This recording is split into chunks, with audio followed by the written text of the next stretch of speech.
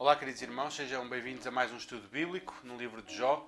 Vamos continuar a olhar para este livro durante estas semanas, um livro que nos ensina tanto acerca do sofrimento, da mão de Deus na humanidade, da sua soberania e de como o crente deve encarar todo o sofrimento à luz da palavra de Deus e à luz da ação de Deus com os homens. Vamos então olhar desta vez para os versículos 13 a 22 e vamos perceber como é que as primeiras calamidades vêm a acontecer e qual a reação de Jó. Eu queria pedir então aos irmãos que puderem para abrirem as suas Bíblias no livro de Jó, capítulo 1, verso 13, e vamos então fazer a leitura da palavra de Deus. Sucedeu um dia em que seus filhos e suas filhas comiam e bebiam vinho na casa do irmão primogênito. Que veio um mensageiro a Jó e lhe disse: os bois lavravam e as jumentas pastiam junto a eles. De repente deram sobre eles os sabeus e os levaram e mataram aos servos ao fio da espada. Só eu escapei para trazer-te a nova. Falava este ainda quando veio o outro e disse: fogo de Deus caiu do céu e queimou as ovelhas e os servos e os consumiu. Só eu escapei para trazer-te a nova. Falava este ainda quando veio o outro e disse: dividiram-se os caldeus em 3 bandos, deram sobre os camelos e levaram e mataram aos servos a fio da espada. Só eu escapei para trazer-te a nova. Também este falava ainda quando veio o outro e disse: estando teus filhos e tuas filhas comendo e bebendo vinho em casa do irmão primogênito, eis que se levantou grande vento do lado do deserto e deu nos 4 cantos da casa, a qual caiu sobre eles e morreram. Só eu escapei, para trazer-te a nova. Então Jó se levantou, rasgou o seu manto, rapou a cabeça, lançou-se em terra e adorou. E disse: nu saí do ventre da minha mãe e nu voltarei. O Senhor o deu, o Senhor o tomou. Bendito seja o nome do Senhor. Em tudo isto, Jó não pecou, nem atribuiu a Deus falta alguma. Até aqui a palavra do Senhor. No contexto anterior, vimos do verso 1 ao 5 a apresentação de um homem chamado Jó, um homem que vivia em Uz, e o autor apresenta o seu caráter, um homem íntegro, reto, que temia a Deus, que se desviava do mal, um homem rico, abastado, que tinha muitas posses, de maneira que era o homem mais rico do Oriente, um homem abençoado na sua família, os seus filhos viviam em união, viviam em amor fraterno, davam banquetes nas casas uns dos outros, e também um homem piedoso que funcionava como sacerdote da sua casa, oferecia sacrifícios em favor dos seus filhos a Deus. Então vimos algumas características. Depois no 6 ao 12 o autor leva-nos da terra para a corte celestial e vemos o diálogo entre Deus e Satanás, onde Satanás defende ou levanta a tese de que o homem só adora a Deus porque este lhe dá coisas. Então o que Satanás está a defender é que tanto o homem não é sincero na sua adoração, porque é uma adoração interesseira, como Deus não é digno de ser adorado, porque ele tem que subornar para que os homens o adorem. Então agora, do verso 13 ao 22, vemos então uma sucessão de eventos que nós nem sequer podemos imaginar o que Jó sentiu naquele dia. Vemos que todas as coisas aconteceram num único dia. Vamos então olhar para a nossa passagem e vamos ver algumas coisas que ela nos está a dizer e que tiramos para nosso ensino hoje em dia. Então, o primeiro versículo que eu quero destacar é o verso 13. O nosso texto começa aí, diz: sucedeu um dia em que os seus filhos e suas filhas comiam e bebiam vinho na casa do irmão primogênito. O autor começa do verso 13 e termina ao verso 19, exatamente com a temática dos filhos. E isto por 2 razões, porque ia ser o clímax da desgraça de Jó, a perda dos seus 10 filhos, mas também para nos dar um contexto do dia. Se os irmãos viram o primeiro estudo, eu sou da opinião de que esta sucessão de festas que eles faziam, cada um na sua vez, era por semana. Eram 7 filhos, cada um dava uma festa num dia da semana. E tendo em conta isto, nós percebemos que era a festa do filho primogênito, ou seja, tinha acabado uma série de jantaradas, de festas na casa dos filhos, tinha acabado aquele ciclo e era o dia em que Jó então oferecia sacrifícios a Deus em prol dos seus filhos, buscando o bem dos seus filhos e a sua reconciliação com Deus por meio dos sacrifícios que oferecia. Então diz que foi neste dia em que comiam e bebiam na casa do primogênito, ou seja, a festa tinha voltado, o ciclo tinha voltado ao início no primeiro filho. E neste dia em que Jó oferece sacrifícios, é neste dia que vem uma derrocada sobre a sua vida. Nós já tivemos dias maus, já tivemos dias em que recebemos notícias muito tristes, que nos abalaram, que nos deixaram de rastos por semanas e talvez meses. Mas certamente nenhum de nós recebeu uma avalanche de tragédias no mesmo dia, como aconteceu com Jó. Esta foi uma má notícia atrás de má notícia. Então, lemos a partir do verso 14 que veio um mensageiro a Jó. E nós vamos reparar que o autor faz questão de colocar esta sucessão com uma rapidez tal que Jó não tem tempo sequer de recuperar de uma notícia para a outra. Lemos no 14, veio um mensageiro. No 16 diz, falava este ainda quando veio o outro. Depois no 17, falava este ainda quando veio o outro. E no 18, também este falava ainda quando veio o outro. Foram uma série de notícias que vieram umas após outras, que Jó não teve tempo para se recompor de cada uma delas. Então no verso 14 vemos que Jó, e 15, Jó perdeu a sua fonte de rendimento, né? A sua maquinaria de trabalho. Diz que perdeu os bois, lavravam e as jumentas pastiam junto a eles, e de repente vieram os sabeus e os levaram e mataram aos servos a fio da espada. Só eu escapei para trazer-te a nova. Então a primeira perda de Jó foi exatamente esta sua fonte de rendimento, que era a maquinaria que trabalhava a terra. Neste caso eram os bois e as jumentas, e vieram homens, os sabeus. Não há muita discussão sobre quem seriam estes sabeus, se seriam de Sabá ou não. Não acho que não acrescenta nem tira nada à interpretação da passagem. Mas vieram um grupo de homens, os sabeus, e levaram estas juntas de bois, levaram estas jumentas e mataram os servos todos e deixaram um para vir contar a história, deixaram um mensageiro. Mas quando Jó está a receber esta notícia, logo a seguir, no verso 16, vem um outro servo a dizer que ele perdeu também as ovelhas. 7.000 ovelhas que Jó tinha, e diz que desceu fogo.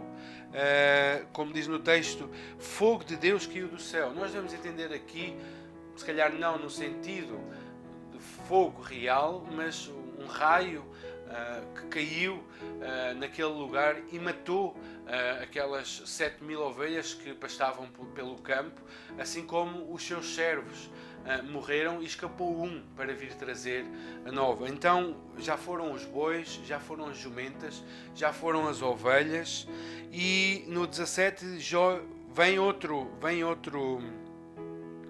mensageiro, outro servo, e diz: dividiram-se os caldeus. E aqui os caldeus sabemos que é da parte norte da Babilónia. Dividiram-se os caldeus em 3 bandos e deram sobre os camelos e os levaram e mataram os servos. Aquela fonte de riqueza, ou aquela riqueza que os camelos manifestavam, também foram levados pelos caldeus, e só um escapou. Então Jó já perdeu bois, 500 juntas de bois, 500 jumentas, 7.000 ovelhas, 3.000 camelos, e nós podemos imaginar como é que Jó estava nesta altura. Seria a mesma coisa que nos dizerem a nós que o banco onde nós tínhamos o dinheiro fechou, que o trabalho que nós tínhamos abriu falência e de repente ficamos sem nada. Ficamos sem posses algumas, sem conta bancária, sem um tostão na carteira. Certamente isto iria mexer com cada um de nós, e certamente mexeu com Jó, saber que todas aquelas posses foram perdidas num único dia. Mas então no verso 18 vem a grande e a triste notícia que qualquer um de nós que tem filhos tem. Vem um servo e diz que estavam os teus filhos e as tuas filhas comendo e bebendo vinho em casa do irmão primogênito. E então levanta-se um grande vento, talvez um tornado, não sabemos, mas levanta-se um grande vento vindo do deserto e deu na própria casa, e a casa desmoronou e matou os 10 filhos, os 7 filhos e as 3 filhas que Jó tinha. E diz que só sobreviveu aquele servo para vir contar a notícia. Apesar do autor não mencionar, nós sabemos que todas estas calamidades que são naturais e que acontecem a qualquer homem, elas têm o dedo de Satanás. Foi Deus que permitiu que Satanás tocasse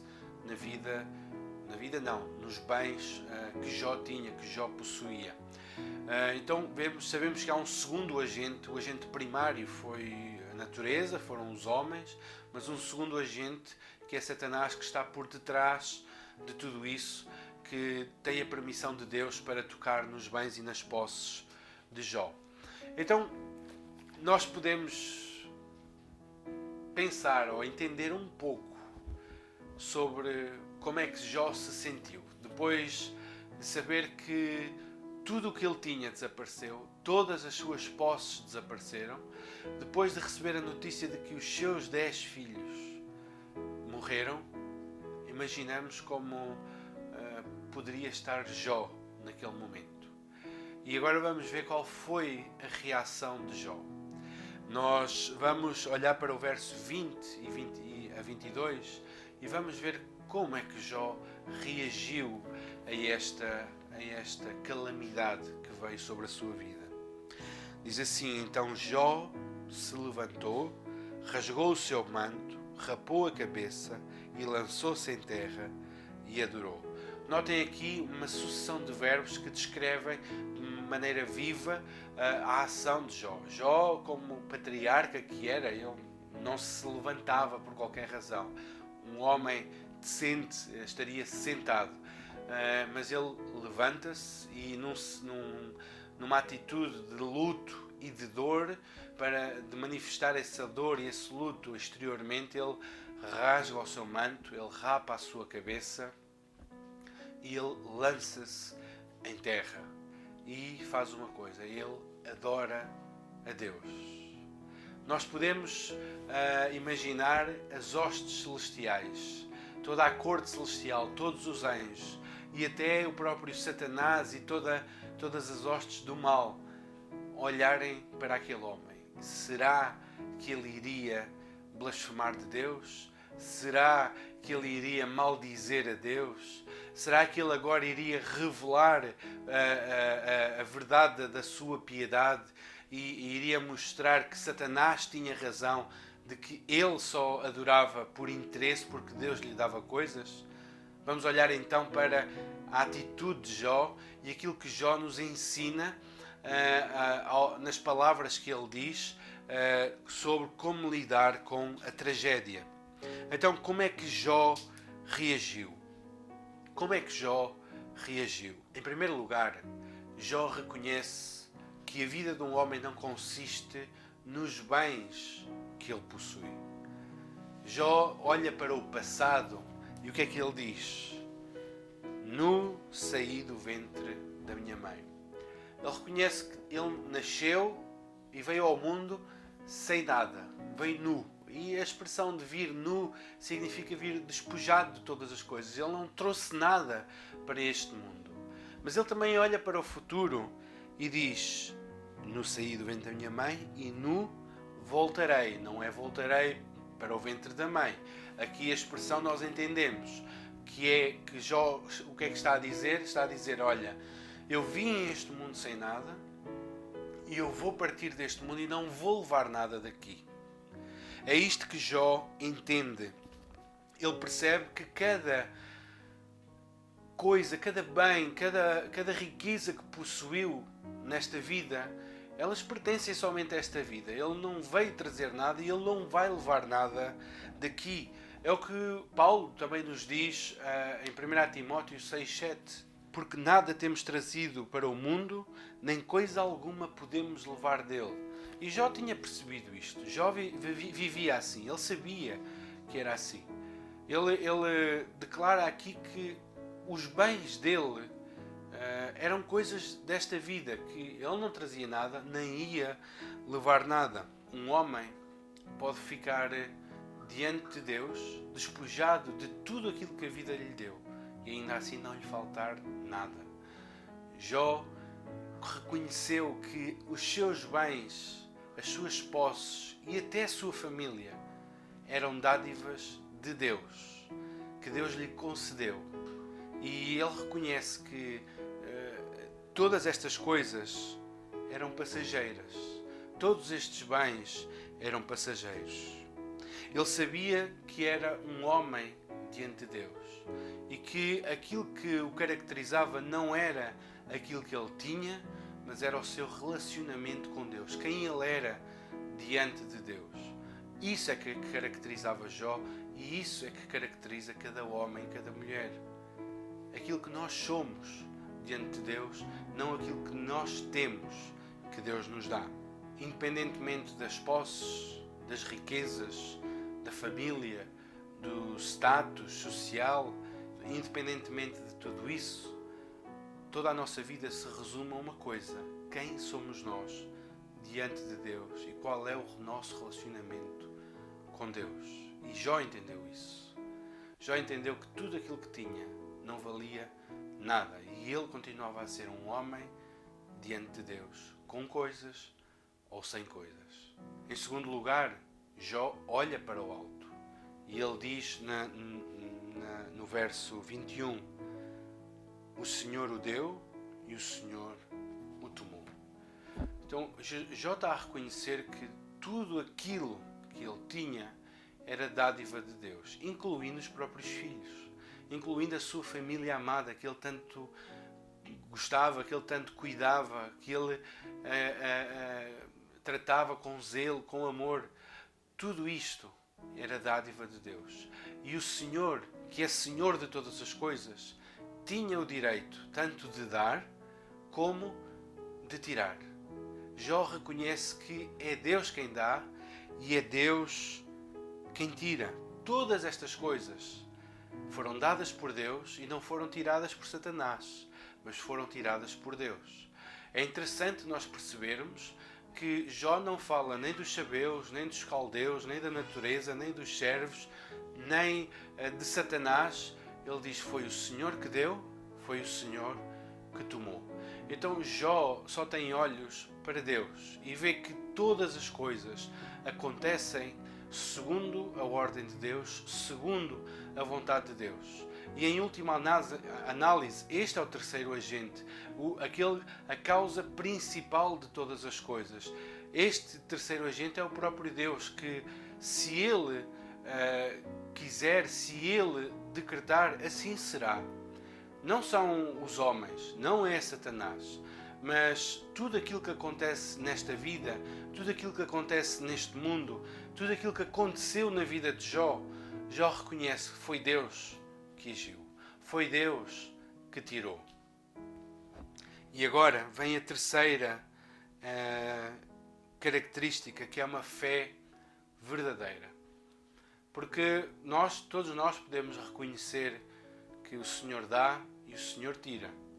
Mas o verdadeiro crente, ele vai mais além e diz, em meio de qualquer circunstância: louvado seja o nome do Senhor. É isto que Jó faz. Jó diz: o Senhor o deu, o Senhor o tomou. Bendito seja o nome do Senhor. E aqui Satanás leva a sua primeira derrota. Porquê? Porque até Satanás era que ele iria blasfemar de Deus. No entanto, Jó louva a Deus em vez de blasfemar. Jó adora a Deus com coisas ou sem coisas, com riqueza ou sem riqueza, com filhos ou sem filhos. Jó louva ao Senhor e vê cada aspecto da sua vida como um motivo de louvar ao Senhor. E Satanás levou aqui a sua primeira derrota e Deus foi glorificado nesta atitude deste homem, que mostrou a Satanás, mostrou ao mundo, mostrou àqueles que duvidavam da sinceridade de Jó, que duvidavam da dignidade de Deus em ser adorado. Jó mostrou que a sua fé era sincera, era uma fé em Deus e não nas coisas que Deus dá. Esta era a verdadeira fé de Jó. E também mostrou que Deus é digno de ser adorado, independentemente do que Ele dá ou do que Ele tira. Jó adorava a Deus quando era rico, quando tinha tudo, quando tudo lhe ia bem. E Jó adorou a Deus quando tudo lhe correu mal. Então, Satanás leva aqui a sua primeira derrota. Jó disse: o Senhor o deu, o Senhor o tomou, louvado seja o nome do Senhor. A conclusão do autor é que em tudo isto, verso 22, em tudo isto, em toda esta atitude que Jó teve, do verso 20 e 21, Jó não pecou nem atribuiu a Deus falta alguma. O facto de Jó reconhecer que Deus foi o causador último, ou seja, tudo isto aconteceu porque Deus assim quis, porque Deus assim decretou, não estava a atribuir culpa a Deus. Estava a reconhecer a soberania de Deus sobre todas as coisas. Por isso é que o autor diz que ele não atribuiu falta alguma quando reconhece que foi Deus o autor último destas catástrofes, de ficar sem filhos, de ficar sem riqueza, sem posses, sem meio de sustento. E em tudo isto Jó não pecou porque Jó reconhecia a soberania de Deus sobre todas as coisas. E se Deus assim quis, Jó só tinha uma atitude: louvar o nome do Senhor e reconhecer que a vida dele não consistia nos bens que ele tinha, mas na sua relação com Deus. Há aquela ideia de que todo o bem vem de Deus e todo o mal vem de Satanás. Tudo aquilo que acontece de bom é Deus que dá. Tudo aquilo que acontece de mal é Satanás que provoca. Embora haja um fundo de verdade, Satanás provocou isto na vida de Jó. No entanto, nós devemos ter a perspectiva de Jó sobre a questão do mal. Quando todas as coisas vêm, ele não atribui as riquezas a Deus e a pobreza e a miséria a Satanás, mas ele atribui tudo a Deus, dizendo: o Senhor deu, o Senhor tomou. O Senhor é o autor de todas as coisas. Se eu sou rico, porque Deus quer. Se eu sou pobre, é porque Deus quer. Se eu tenho muito, é porque Deus quer. Se eu não tenho nada, é porque Deus quer. Tudo vem das mãos de Deus e tudo é tirado pelas mãos de Deus. Então, temos que ter esta clareza de mente como Jó teve, no meio de qualquer circunstância, seja em momentos bons ou em momentos maus. É o Senhor que está no controle de todas as coisas e o Senhor é digno de ser louvado independentemente da circunstância em que nos encontramos. Com isto eu quero tirar 3 aplicações para a nossa vida. A primeira delas é perguntar em que é que consiste a tua vida. Em que é que consiste a nossa vida? Nas riquezas, na formação académica, na família, nos filhos, na esposa, no marido, no status social que conquistaste, no teu emprego. Jesus diz em Lucas 12:15: a vida de um homem não consiste na abundância de bens que ele possui. Então, o que nos define não é o que nós temos. O que definiu a vida de Jó não era as posses de Jó. E o que nos define a cada um de nós não é se somos ricos ou pobres, saudáveis ou doentes, se temos uma boa família ou uma má família, um bom emprego ou um mau emprego. Não é isso que define quem nós somos. O que define quem nós somos verdadeiramente é a nossa posição diante de Deus e o nosso relacionamento com Deus. Isso é que vai dizer quem nós somos. Se somos filhos dele ou se somos filhos da ira. É o nosso relacionamento com Deus que nos define, não os bens que nós possuímos. Será que consegues ter esta clareza de mente, esta clareza de entendimento e saber dizer que tudo aquilo que tu tens foi Deus que deu? Consegues ter esta clareza de perceber que tu vieste sem nada, tu vais partir e não vais levar nada.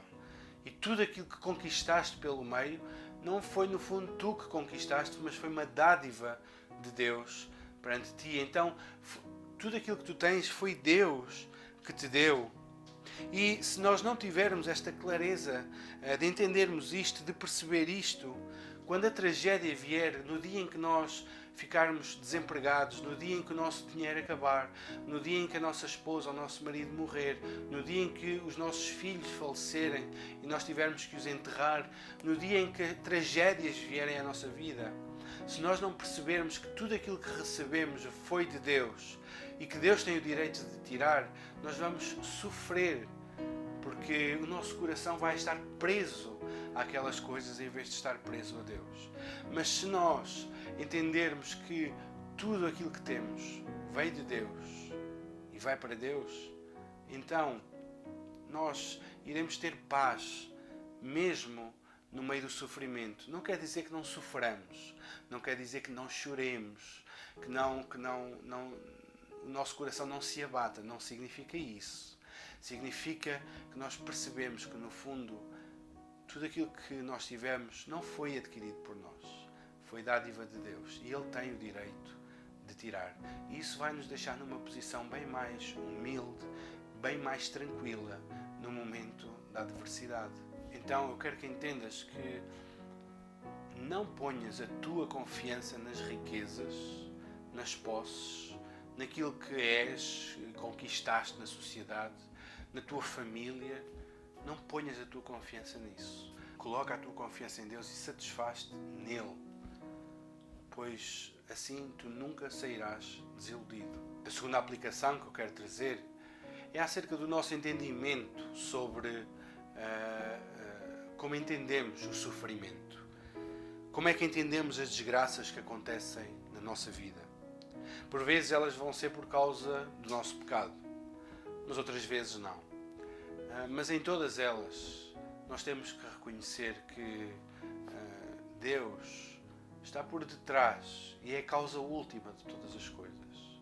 Sabemos que, sim, Satanás pode nos fazer sofrer, os homens podem nos fazer sofrer, mas temos que reconhecer a soberania de Deus sobre todas essas coisas e reconhecer que se uma calamidade veio, foi porque Deus assim o permitiu e é porque Deus tem propósitos para que essa calamidade aconteça.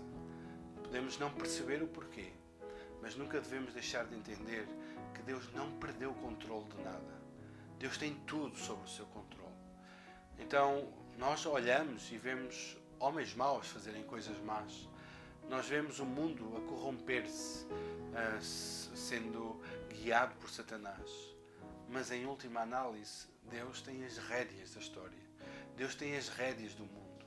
E nada acontece por acaso, nada acontece à sorte. Mas Deus tem um propósito determinado para todas as coisas. A soberania de Deus é a causa final de todos os acontecimentos da história e da história da nossa vida. Tudo aquilo que acontece por vontade e por decreto de Deus. E isto pode mexer connosco. Mas a verdade é que se nós não entendermos isso, então nós andamos aqui à sorte, à deriva. E não é isso que a Bíblia nos diz. Deus não perdeu o controle da vida de Jó. Parecia que sim. Se calhar Jó em algum momento pensou que sim. Mas Deus não perdeu o controle. Os sabeus fizeram o que fizeram e os caldeus, Satanás fez o que fez, mas Deus estava por trás de tudo isso. Deus não perdeu o controle da nossa vida. Então, quando estamos no emprego, ou quando somos despedidos, quando nasce um filho, ou quando morre um filho, quando temos saúde, ou quando estamos com uma doença incurável, em todos estes momentos, Deus está no controle da nossa vida. Deus está a governar todas as coisas, com sabedoria, com poder, com amor. Em todas as coisas, Deus tem um propósito para que elas aconteçam. Jó estava a passar por um teste que ele não sabia, não fazia ideia do porquê de estar a passar por aquele teste. Porém, sabemos mais à frente que este era um teste que foi iniciado por Deus, também teve a mão de Satanás. No entanto, Deus tinha um grandioso propósito, que era manifestar a sua glória, a sua sabedoria e também santificar Jó e aproximá-lo, fazê-lo conhecer mais acerca de quem Deus é. Então, havia um propósito para a vida de Jó, embora Jó não o percebesse de imediato e nunca percebeu corretamente o porquê, segundo o que temos registado no livro. Mas o que é certo é que Jó ganhou com esta experiência. Jó foi aproximado de Deus, ganhou um novo entendimento acerca de Deus. E vemos como Deus trabalha na vida dos seus filhos, na vida do seu povo, de uma maneira que às vezes é dolorosa, mas necessária para a nossa santificação. Em terceiro lugar, que o nosso coração, a nossa vida, seja idêntico à de Jó. Que em meio a toda a dor, em meio a toda a angústia, em meio às maiores tragédias, que nossa boca e nosso coração possa sempre dizer: louvado seja o nome do Senhor. Porque ao entendermos que tudo o que temos vem de Deus, se não temos, Deus tem o direito de tirar. Que a nossa vida não é aquilo que nós temos, mas aquilo que nós somos diante de Deus. De que o Senhor é soberano e governa sobre todas as coisas. Ao entendermos isto, mesmo em meio à tragédia, nós vamos encontrar razões para louvar o Senhor.